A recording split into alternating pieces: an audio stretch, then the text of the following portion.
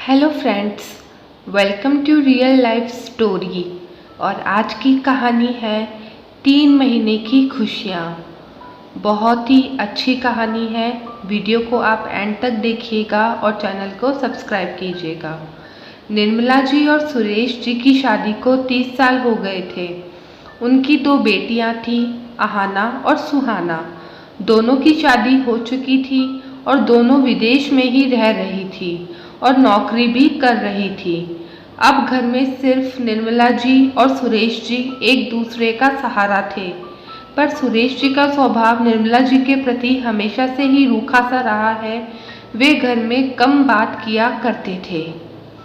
वे खुद ब खुद अकेले कहीं पर भी चले जाते थे, पर कभी भी निर्मला जी को नहीं कहते थे कि चलो आज तुम भी मेरे साथ चलो। और दूसरी तरफ निर्मला जी अपने पति के साथ के लिए तरस रही थी। एक दिन निर्मला जी दिन में खाना खा रही थी और खाना खाते खाते उनकी छाती में दर्द शुरू हुआ, जो थोड़ी सी देर में ही असहनीय हो गया। जब सुरेश जी ने निर्मला को दर्द से कराहते देखा तो वे तुरंत उन्हें हॉस्पिटल ले गए।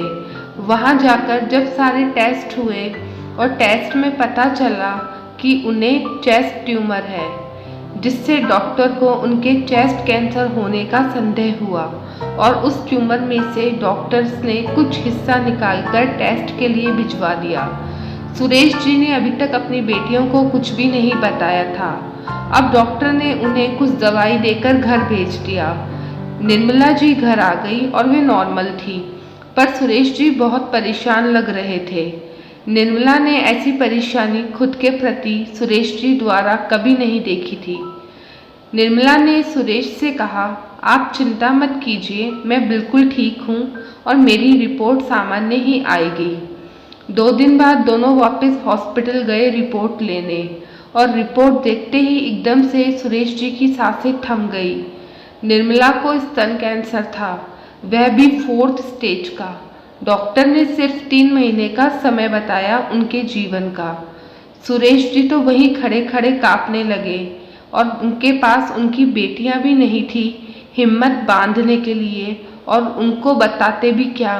कोरोना वायरस से विमान यात्रा बंद थी और वे भारत आ भी नहीं पाती।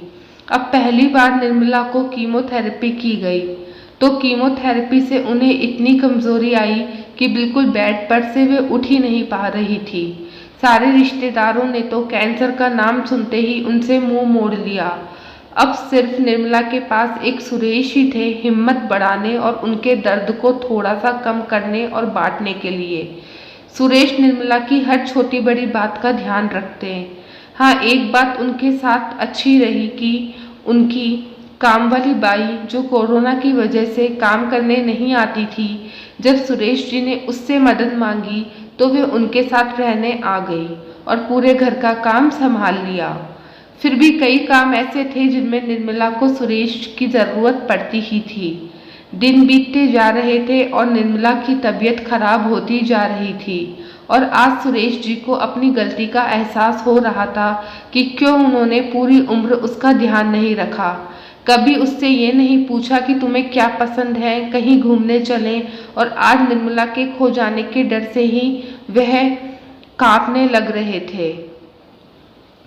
पर अब सुरेश जी अपने वर्तमान में आए और उन्होंने सच्चाई का सामना किया और खुद से प्रण लिया कि निर्मला अब ज़्यादा दिन की मेहमान नहीं है, इसलिए आज से मैं उसे वे सारी खुशियाँ दूंगा जिनकी वह हकदार है। सुबह जैसे ही निर्मला जी उठी तो सुरेश जी ने उन्हें प्यारा सा गुलाब का फूल दिया और गर्मा गर्म चाय का कप तैयार मिला। सुरेश जी ने सहारा देकर निर्मला को ब्रश करवाया और हाथ मुंह धुलाकर फिर चाय पीने को दी। जब निर्मला ने चाय पी ली, फिर हल्के से सुरेश जी ने उनका हाथ पकड़ा और आंसू की धारा बहाते हुए बोले, निर्मला, मैं अपने जीवन की सबसे बड़ी गलती को सुधारना चाहता हूँ। मैंने जिंदगी भर सिर्फ अपनी खुशियाँ देखी, कभी भी तुम्हारे मन की खुशी, तुम्हारी इच्छा का ध्यान नहीं रखा। पर अब तुम मुझे अपनी सब पसंद बताओ, मैं उसे ज़रूर पूरा करूँगा।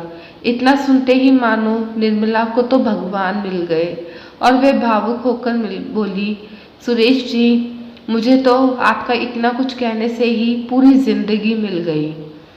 अब तो निर्मला के दिन की शुरुआत सुरेश जी द्वारा गाए जाने वाले गाने से होती और वह सारे गाने निर्मला जी की पसंद के होते थे। फिर दोनों साथ बैठकर चाय और दिन का खाना खाते।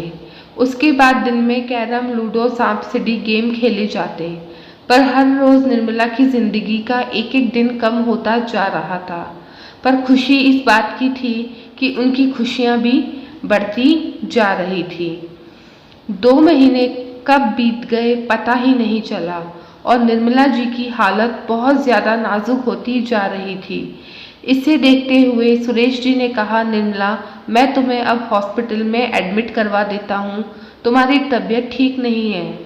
तब निर्मला ने कहा, नहीं, मुझे हॉस्पिटल नहीं जाना है क्योंकि वह लोग मुझे आपके साथ नहीं रहने देंगे और मैं अपने जीवन के आखिरी पल आपके साथ और प्यार के साथ बिताना चाहती हूँ।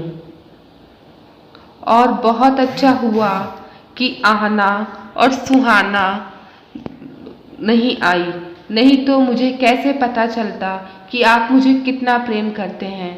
मैं तो जीवन भर आपके प्यार और मान के लिए ही तरसती रही, पर अब जाकर पता चला है कि आपके मन में मेरे लिए कितना प्रेम है। बस आपको जताना नहीं आया। और इतना कहते कहते ही निर्मला जी हमेशा के लिए सुरेश जी को इस दुनिया में अकेला छोड़कर चली गई। आज सुरेश जी को निर्मला के जाने से ज़्यादा दुख इस बात का था कि वे पूरी जिंदगी उसे वे खुशियाँ नहीं दे पाए जिसकी वह हकदार थी।